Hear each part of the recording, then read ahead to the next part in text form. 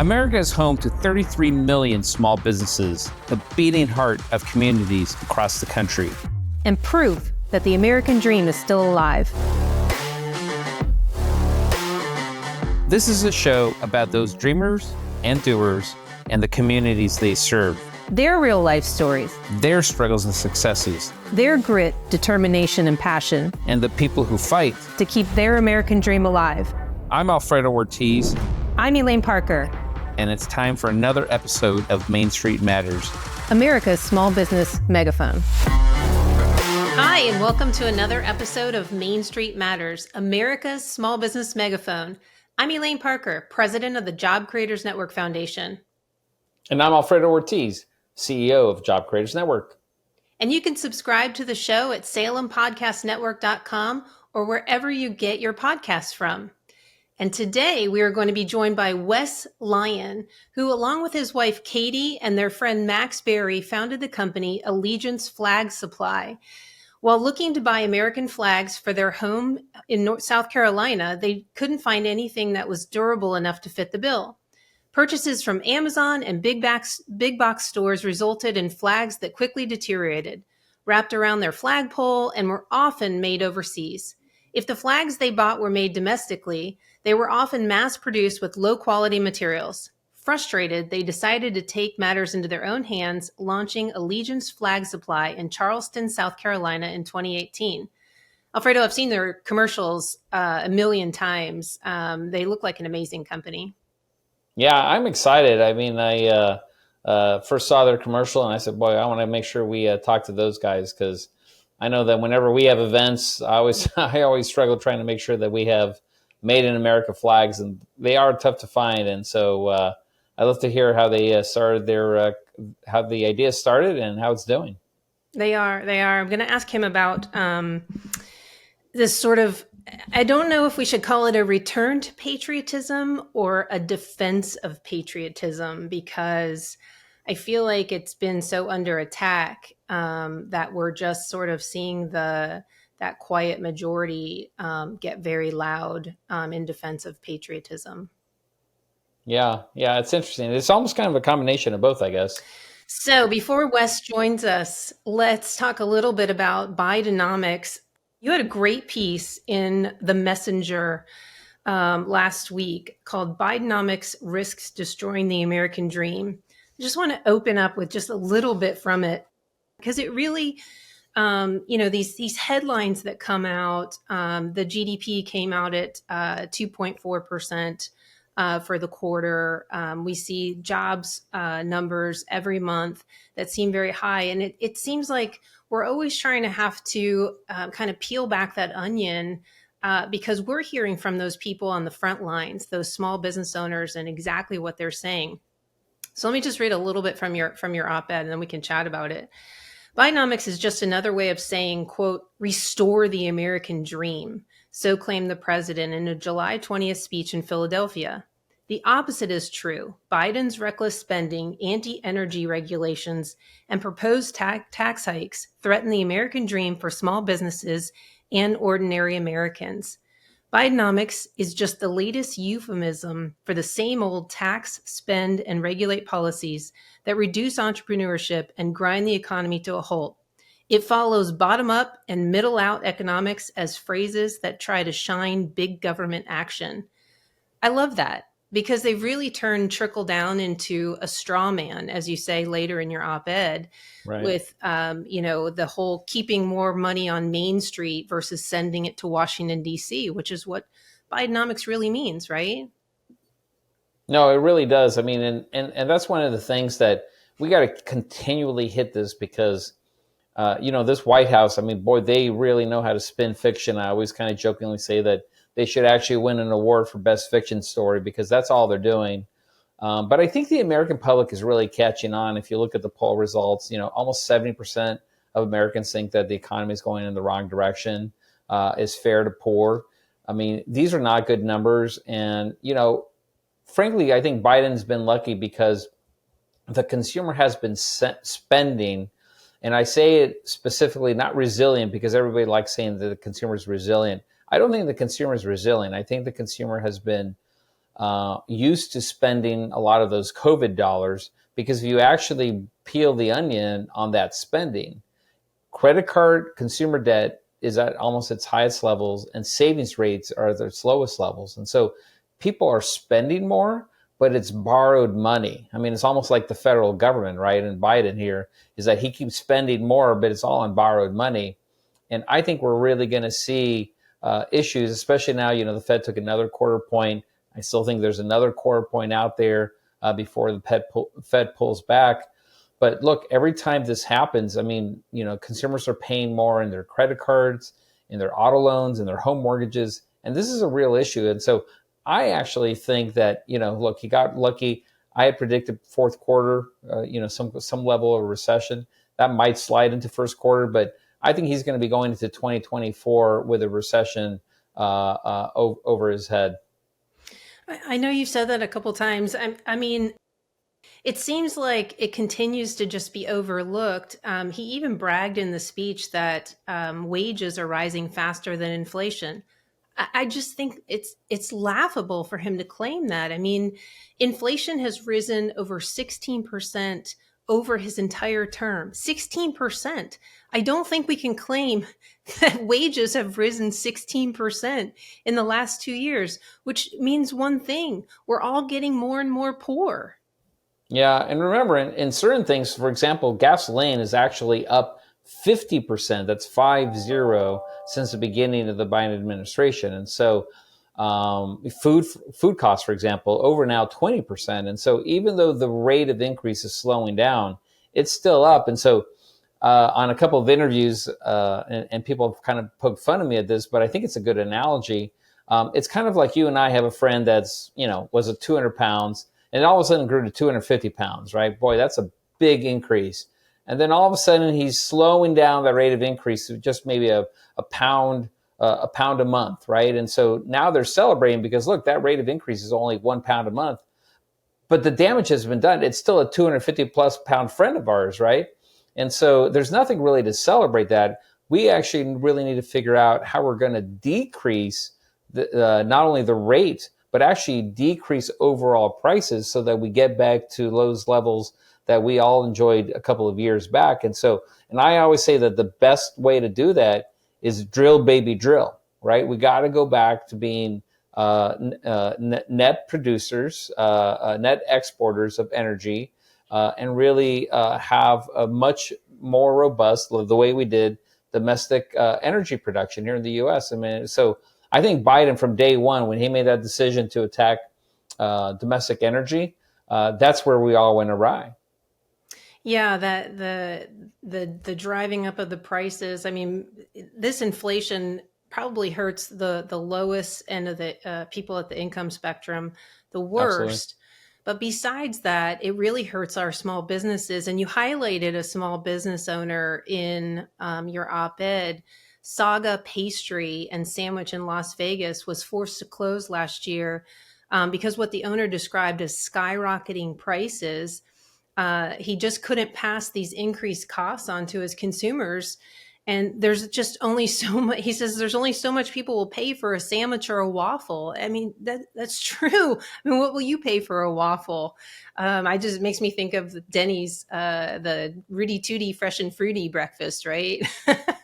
For Right, $2.99. right.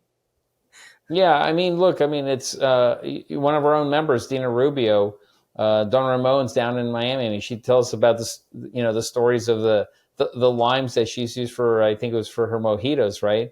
So, the cost of those went through the roof. And so now I think she's using lemons instead of limes, right? Or something like that. But look, I mean, it's our small business owners are the ones that really have been getting hit on the chin.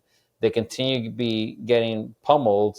And every single time we turn, there seems to be some new regulation that's being proposed by the Biden administration that surely is going to hit, small business owners. Look at the up in New York, even though that's a local ordinance, but still an out of control regulation where they now want to remove all wood-fired pizzas, right? I mean, in New York, I mean, that is what makes pizzas. I mean, these are, these guys, that's how they make their pizzas. And so it's ridiculous. I mean, what are they going to do? Electric ovens?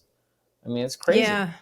Yeah. And I keep hearing that the credit crunch too is hurting our small businesses, Yeah. that there's all these business owners that can't get credit. And I'm hearing it on the campaign trail from the presidential candidates, Yeah. on both sides. And I'm hearing it from our own small business owners, because of these rising interest rates. The banks are pulling back on lending, and that's kind of, really hurts our small business owners even worse. Yeah, and again, you can thank Biden for that, right? Because the Fed has had to increase 5.25 points, 5.5 points now, over a year to basically combat Biden inflation, right? And so, but when they did that, they basically made these small business and regional community bank portfolios worth less, right? So they really can't be as aggressive in their lending. They can't be out there, doing small business loans the way they did before. And so this is really hurting our small businesses. If you can get credit, you're going to be paying a lot for that credit now. Yeah, as much as the debt keeps growing and the credit card debt keeps growing for consumers with the spending, I mean, eventually, this bubble is going to burst, and hopefully, the American people are not the collateral damage for all of this. But I really do fear that we are going to see this implosion happen, and everyday ordinary Americans and our small businesses are going to be the one to suffer. Yeah, unfortunately, just like our 250-pound friend, the damage has been done, right? I mean, this is a serious issue. Small business owners, average American, they're the ones that are really getting hit hard. The elite bureaucrats out in DC just don't see it. They don't feel it because they're not the ones that are being affected. Yeah, it must be nice to be making all the rules and guidelines and deciding what's going to happen and not have to pay any of the consequences for it. It's difficult, but I'm glad that we're here to amplify the small business owner's perspective, and remind people that these policies do disproportionately hurt our small business owners, and help them understand that. Hi, folks. Elaine Parker here from Main Street Matters, America's small business megaphone. Here's important news. Forecasters from the University of Arizona warn that 2023 will be a very active hurricane season, and they're asking people to get prepared. They expect the number of major hurricanes this year to be similar to 2017, which saw the extremely intense and damaging hurricanes Harvey, Irma, and Maria. Yikes! The clock is ticking. The time to prepare is right now. How bad can it get? When Hurricane Ida hit the Gulf Coast, it destroyed countless homes and left many without access to food and clean water. Millions lost power, some for weeks. The floods that followed the hurricane washed out roads and made it possible for grocery stores to restock their shelves. Families were left hungry and desperate, waiting for help that was slow to arrive. But what if you didn't have to rely on FEMA to provide for your family during a crisis? The answer is simple. Be prepared with emergency food kits from 4 Patriots. Their long-lasting and delicious food options are specifically designed to provide you and your loved ones with the sustenance you need when you need it most. 4 Patriot survival food kits are hand-packed in the USA, last up to 25 years, come packed inside covert storage bags, include a wide variety of delicious breakfasts, lunches, and dinners, and they're backed by thousands of 5-star customer reviews. 4 Patriots survival food is not just for natural disasters, because in today's world of uncertain supply chains and unpredictable emergencies, it's more important than ever to have a backup plan. Whether it's temporary power outage, a winter blizzard, or rising food costs, you can rest easy knowing that you have a reliable food source to see you through. And right now, you can go to 4patriots.com and use code STREET to get 10% off your first purchase on anything in the store, including our emergency food supply kits designed to last up to 25 years. Just go to 4patriots.com and use code STREET to get 10% off your first purchase of 4 Patriots survival food. That's 4patriots.com. Use code STREET. We are going to be talking to Wes Lyon. He is the co-founder of Allegiance Flag Supply, Their mission was to scour the country to find the highest quality materials, sewing processes, and accessories made in America. Wes, his wife, and their friend Max Berry spent 2 years researching and developing the perfect way to sew the American flag. Allegiance now employs dozens of seamstresses, many of whom saw their jobs disappear as American textile manufacturing moved overseas. Allegiance Flag Supply is a big contributor to a resurgence in American textile manufacturing. Wes, welcome to Main Street Matters, America's small business megaphone. Thanks, Elaine. Thank you so much for having me. Really glad to be here and appreciate the time. Super excited about this episode since our phone conversation. Couldn't wait to get you on. Absolutely, Alfredo. Great to be here and love what you all do. Fans of the show, so glad to be here. Good. Thank you. Now, Wes, you're in Charleston, South Carolina. I guess you're experiencing the heat as much as the rest of us, though. We are, Elaine. Yeah, we've got a little heat wave coming through. Just summertime here. It's just something you get used to after a while, and you just kind of keep rolling through it. Gotcha. Okay. Well, listen, we were excited to have you on. I see your commercials all the time on TV. And of course, we're very intrigued with how you came to start your company, Allegiance Flag Supply. Tell us about yourself and your company. Sure thing. Yeah, I'll give you a little backstory. So I started this business in 2018 with my wife and our great friend, Max Berry. Started it here in Charleston, South Carolina, and really it came from just looking up at the flags that we were flying, on our front porch each and every day here in Charleston. You already mentioned the elements here being, hot and humid summer. We get a lot of wind, obviously hurricanes coming through here a little bit. And it really was looking up at the American flag that we were flying on our front porch and just saying to ourselves, we replaced this thing quite a bit. So looking through it a little bit more and understanding, we started to kind of look at the tag that was on our American flag, and we'd say, oh, this actually wasn't made in America. It was made in some other country, kind of funny. Somewhere else. Just didn't really sit well with us. So it was either that, or if it was made in America, Elaine, made out of not the highest quality possible materials, it felt like. It felt like these flags were almost spit out of a big machine, thousands at a time, and kind of lacked that sort of quality care, craftsmanship, and attention to detail that we were looking for in an American flag, and we just couldn't find it anywhere. And so we decided to break out on our own and start a company.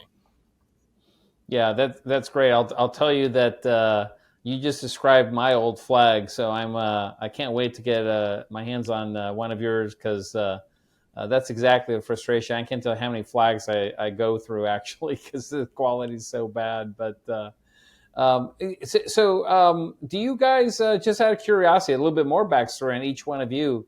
I think, did one of you serve in the military, I believe, or did I read that wrong? We did not, Alfredo, but we have a lot of people that are on staff here at Allegiance that have served. So that's a big component of what we do. We look to hire veterans. Not nearly everybody is not a veteran on our staff, but a lot are.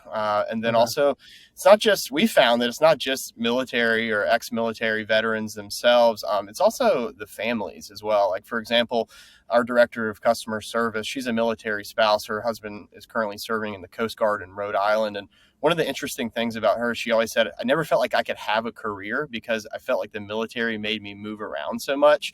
And so we've empowered her to have a remote career. So she runs our customer service team from Rhode Island right now, but who knows where they might move next. But what she does have is that job security and knowing that she's going to be able to stick with Allegiance wherever she goes. And so that's been something that's been really kind of critical to us and something that is really important to the mission. We also give back to a lot of different military nonprofits, and we partner with them throughout the year to either give them flags or give them cash donations back. So it's something that's a real big part of our mission.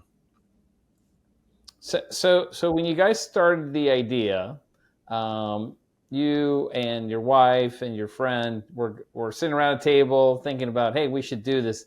Like, walk us through a little bit of that process, because there's a lot of folks out there that listen to our podcast that want to be small business owners. They just didn't even know how to get started. So give us a sense of what that process was like for you, for the three of you.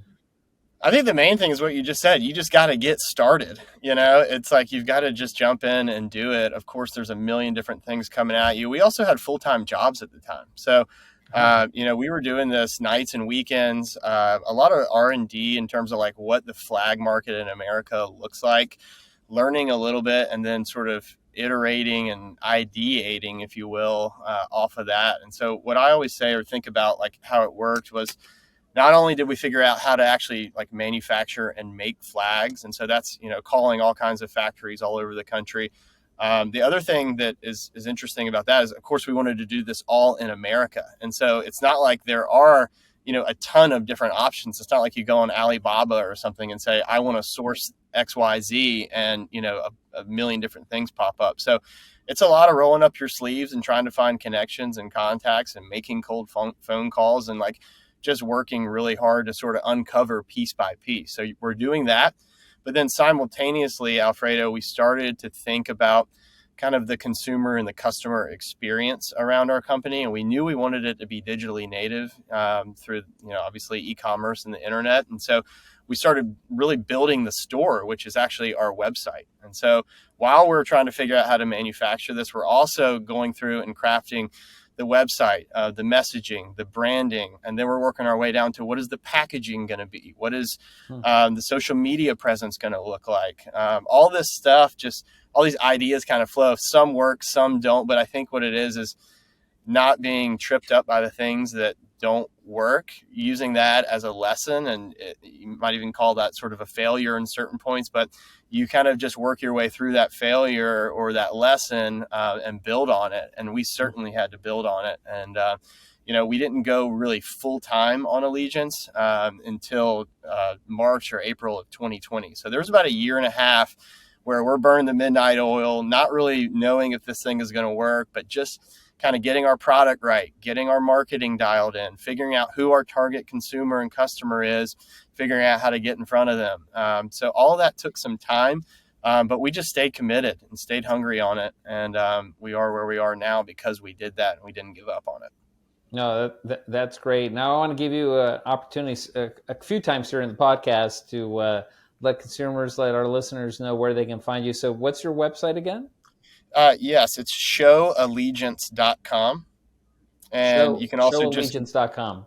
Showallegiance.com, or you can Google Allegiance flag supply, and it'll pop up right there.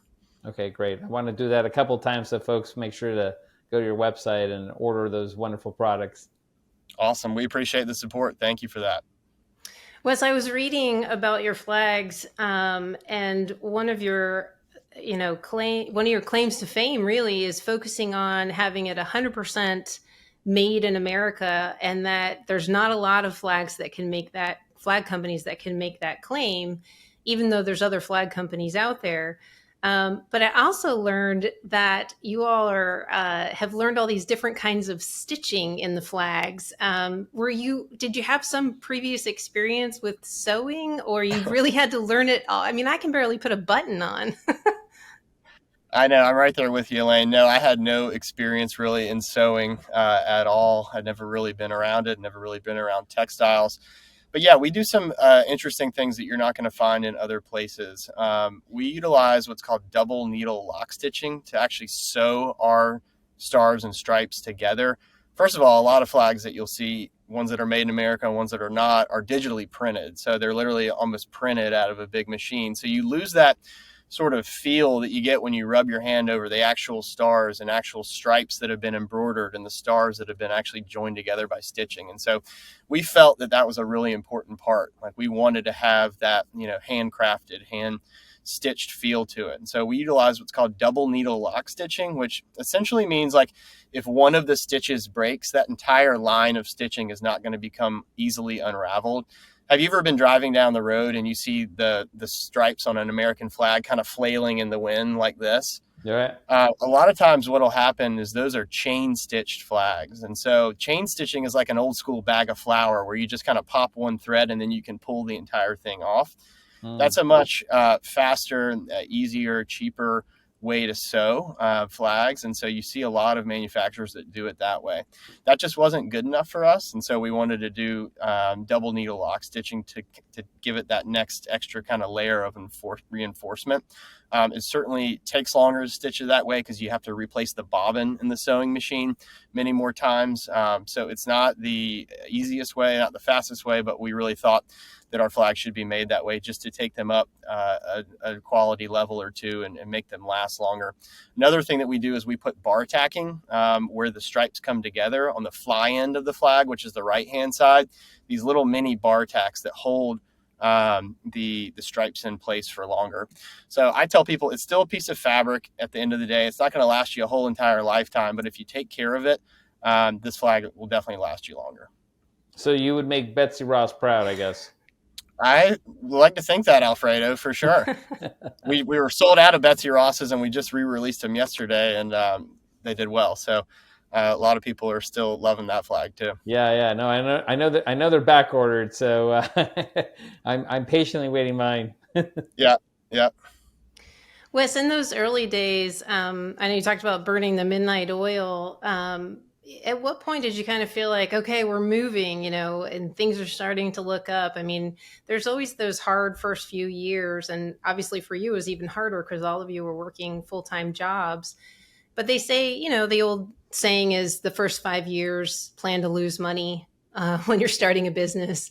What do you think were your biggest challenges, and do you feel like you've overcome them at this point, or you're still learning? We're learning every day, Elaine, for sure.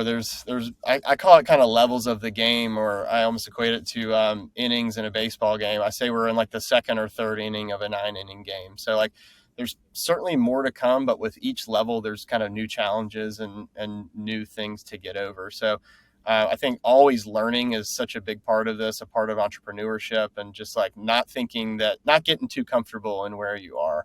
But to answer kind of the first part of your question, in March of 2020 is when we started to really feel like things were taking off, almost so much so it felt like an overnight success. And a couple of things happened. One, we got our product dialed in and we got it right to where it needed to be, got the price to where we needed it to be. But we got our messaging really nailed down correctly from like a marketing point of view. And then we ended up figuring out again, who is our target customer? Who are we really going after here? And we were able to find our target customers, much more through some digital marketing efforts. And so it was almost literally overnight where we started getting, we get a notification every time we get a sale on our website on our phone. And I was actually at a conference with my boss at my real job at the time, and my phone just kept buzzing. It kept ding, ding, ding, buzz, buzz, buzz. And I'm looking down, I'm like, is there a glitch on our website? Like, what is going on? And I thought to myself, should I just go ahead and tell my boss right now that I'm done here and I'm going to start my, officially start my company? I held off for another week or two, thanks to some good advice from my wife. She's like, why don't you get through the conference and we'll make sure this thing is real before we go and do anything. But it was really off to the races from that. Also, it was an interesting time. COVID had really obviously just crept in March of 2020. So you had a lot of people buying things online. And then you also had this kind of rally around the flag moment. And we've seen that in, our American history over time when something happens on sort of a national proportion and people sort of band together. So we saw that happen. It was also an election year, which is huge for the flag industry. And then it was also springtime. And so we find that flag industry is a little cyclical where, you in the springtime when people are freshening up their porches, they're getting ready for summer patriotic holidays. That is a big time of year for flag buying. So it was kind of this perfect storm of things, Elaine. And it felt, again, in some ways like an overnight success, but then you kind of reverse or rewind the tape and you realize we'd been working on it for a year and a half. And it finally, all that hard work, all that ideating, all that iteration, it finally came together. We were talking earlier before you joined us, and I've seen your commercials many, many times. And I feel like there's been this, and I'm not sure which way, maybe you can answer the question. Is it a return to patriotism, or is it a defense of patriotism that we're seeing from the American public? That's a good question. Gosh, it's probably a little bit of both, but what we see the American flag as is it can be a unifier. We really do believe that. We have customers from all walks of life. Certainly both sides of the aisle. There's no doubt about that. But we do believe that this can be a unifier and can really bring people together. Because at the end of the day, we all are Americans. And I think the American flag means different things to different people. But it's emotional, and it really pulls at people in certain ways. And we just want to figure out how we can sort of best represent a large swath of the country and be a unifier. Yeah, I mean, that's one of the things, we're seeing a lot of the polling right now, for example, amongst youth, where it's just pretty much patriotism doesn't exist. I mean, do you see in your kind of target market analysis and in the purchases, is it mostly kind of that older generation, or are you starting to see kind of some younger folks creeping into this where they are supporting patriotism? Because that's a big concern amongst all of us, is that we're seeing it slip away. For sure, Alfredo. Yeah, I'd say, I don't want to say the majority. I'll say a lot of our customers are in that kind of 40 plus range, but you'd be surprised. We hear from people all the time, even like young kids that are really all about what we're doing. And so again, kind of trying to perpetuate that sense of pride and patriotism in country is huge for us. I'll give you an example of something that we do. So again, back to this idea of like a modern day consumer experience, we do send emails out to, all of our individual customers, and we send probably 2 or 3 emails a week. We try not to overload people too much. But one of the things that we do is we send it on this day in American history coming up for this week. And so it might have been, on August 2nd, 1950, XYZ happened, or whatever it might be. And so that goes out every Sunday evening. And you wouldn't believe the amount of feedback that we get from all kinds of families and people of all ages that are sitting here saying, like, we've gotten moms that say, my family reads this at the dinner table every Sunday evening because we want to hear about our country's history. We want to instill this in our kids. They are interested in it. They do want to hear about those that came before them and made this country, as great as it is today because of all that great stuff that has happened. And so I don't think it's dead at all. I think there's a resurgence in it. That's certainly what we see. And it's something that we're excited for because it's good for our country. We need it. And, obviously it's good for our business as well. Yeah, absolutely. Yeah, absolutely. So just out of curiosity, do you have all your manufacturing in South Carolina, or do you have a plant somewhere else? Yeah, great question, Elaine. So we did not, when I was, going back in the early part of the story, talking about like reaching out to different manufacturers and trying to learn literally the flag making process. And another thing about it is we didn't like go out and raise a bunch of money for this business. This is a fully bootstrapped business. My wife, Max, and I own 100% of it, which is something that we're proud of and something that is really important to kind of like the DNA of the way we make decisions and the way we operate. But in order to actually start making flags, it's not like we were able to hire a bunch of people, buy, hundreds of thousands of dollars of machinery and stand up some state-of-the-art factory. It wasn't like that. We had to do it more of the old school way, which is what I was talking about earlier, making phone calls to different, I would call them like cut and sew shops almost is what they're known as in the industry, where they are other American small businesses that take contract work. And so basically what we did was we would send them material and fabric and say, these are our specs. Please make the flag exactly like this. And they would do it. And so we started out with one in Georgia. Then we had another in Florida. We had one in Wisconsin. We had one in North Carolina. It got to the point, Elaine, where we had like 6 different cut and sew shops doing this. And the problem, it's a great thing on one hand, because you are, obviously creating a good amount of jobs that way and giving these individuals work.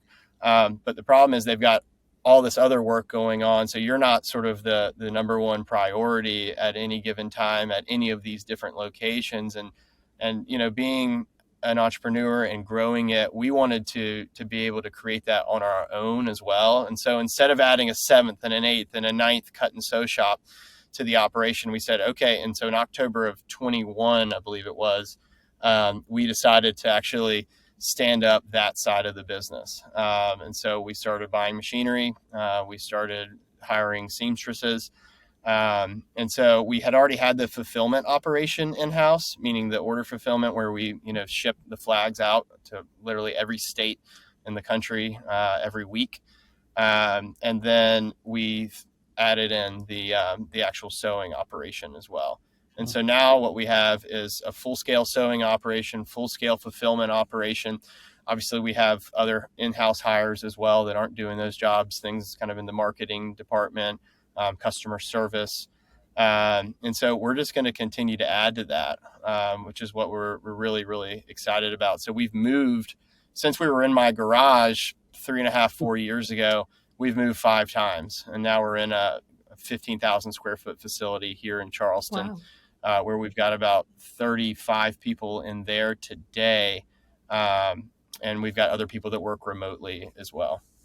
How do you find I'm excited seamstresses? Sorry, Alfredo. I was just curious. How do you find seamstresses nowadays? I mean, it's tough to find. It's kind of a lost art. It's totally a lost art, Elaine. That's exactly what I would classify it as. It's hard. I'll tell you one thing that we've been blessed with here in Charleston is there's a big boat building community. And so there's a bunch of boat upholstery shops, people that are used to working with industrial sewing machines and really thick and heavy material, actually material that's much heavier and much thicker than our 200 denier nylon. So we found people in that industry that really know how to industrial sew, and they have been able to bring friends in, to bring people that they've worked with at other companies in. But then also what's really cool about working with us is they've been able to train people. So we have quite a few young people, back to this idea of older people versus young people. We've got quite a few older people that are passing this art down to younger people, which is what we love. We have people that started with us, in our fulfillment department packing orders. And they said, you know what, I want to learn a trade. I want to learn a skill. I want to make more money. I want to do something that's going to really further and grow my career. And we said, all right, we'll put you on the sewing line and we'll teach you how to sew. And so we have a little training department. I wouldn't call it a department, a little training sort of regimen that we go through where we get people from starting from scratch all the way up to now. Some of them are, the heaviest forces on our sewing lines, which is really cool. That's fantastic. I was going to say, yeah, Wes, I can't wait to go visit. I know we had talked about that. I'm kind of a nerd when it comes to manufacturing, so I love checking things like that out. So can't wait to head down to South Carolina and check out what you guys have there. And so what are your plans for the future? I mean, obviously you keep getting bigger and bigger, and I'm always curious to hear how small business owners plan to become bigger, or they like just where they are. Yeah, I love that question, Alfredo. We like where we are, but like I said earlier, I think we're in the second or third inning of a 9-inning game. So I think there's a lot to come. I think we've just barely scratched the surface on just the good old 50-star American flag. Right now, we have 3 sewing lines in our facility that are just committed to pumping those out each and every day. But I think we'll continue to add sewing lines as we add more products. You saw, I think we talked about it on the phone, Alfredo, that we did release a Texas flag. Yeah. We have obviously a Betsy Ross flag. We have 4 sizes of the 50-star American flag. So I think what we'll do is continue to add different flags. The Texas flag was interesting. Of course, we get requests from people all over the country for their state flag. But Texas, as y'all know, everything is bigger in Texas, and we heard from the most Texans, that's for sure. So we went ahead and released that flag as kind of like a nod to that. I think we'll continue to release other state flags. I don't know that we'll get through all 50 states or when we will, but that's certainly something that would be a cool place to land. But we also are interested in military flags. That's a huge thing that we hear about. We get a lot of requests for that. But also what's been really gratifying and interesting through this is we're also realizing that there's other made in America products that not only we can make, but that people want, and that will also do things to prop up other made in America supply chains. For example, we just released a couple of months ago a kind of a smaller run of leather products. Which is really cool because we don't manufacture those in-house, but they're manufactured on Johns Island, which is here in Charleston, in a fantastic, just a craftsman of craftsmen leather shop, where it's just really cool to be able to see like that trickle down, and then we sell it on our website to people that are interested in made in America products. And so I think there's definitely an opportunity to continue to scale that and get into different products, with always having the foundation of our business be the American flag. Yeah, that's great. Like I said, it's we're as I told you, we have an event coming up in the fall, and so we're excited to put some of yours up there and display those proudly. Absolutely. Look forward to getting you some. Yeah, absolutely. And when are we going to see a new commercial from you all come out? We're working on that right now, Elaine. We've got a little in-house content team that we've just hired. So again, that's more jobs that we've created, which is really cool. Never thought that we would get there. That's something that we outsourced for a long time. But we just brought in 2 people to run that for us, kind of from the marketing perspective. So we'll be shooting some new commercials here probably in the next couple weeks to a month, and then you'll see them over the fall and going into the holiday season. We've got some fun ideas for some holiday campaigns that might be going out. So that's certainly something we'll continue to do and build on. Excellent. So when is the busy time for you? I mean, obviously 4th of July, but now that's passed, what are sort of some of the hooks that create the demand throughout the rest of the year? Yeah, it's a great question. So again, yeah, we see a really big spike from like March, I'd say, all the way to right about now, the end of July. Here we are on the last day of July. And honestly, it's nice to be able to catch our breath a little bit. We all feel like we've just been through, a huge marathon. Everybody's been working overtime, literally. And so we want to be sure not to burn anybody out. And so we'll go back kind of to normal hours here in the next week or two. And then we'll go ahead and start looking to Q4 because, as you all know, e-commerce businesses and small businesses, and really, I guess, all businesses do well during the holiday season. And so we do see an increase in demand as we get closer to sort of the end of November and December, because these make great gifts and people are giving them for gifts all over the place. And so that's certainly something that we will get to. We also have an exciting initiative coming up in September, which I think will kind of create some demand, which is our nonprofit Give Back Month. And so we partner with 4 different nonprofits over the course of September, one a week, to highlight them and the work that they do, and sort of share their story, come up with some really nice content around that. And then we give back a percentage of sales to each week. And so it sort of raises awareness for them. We end up, selling flags because of it, but we give a nice chunk of the money back to them. So it's sort of a win-win-win for everybody. And that's something that we're really excited about. That's fantastic. How do you pick the nonprofits?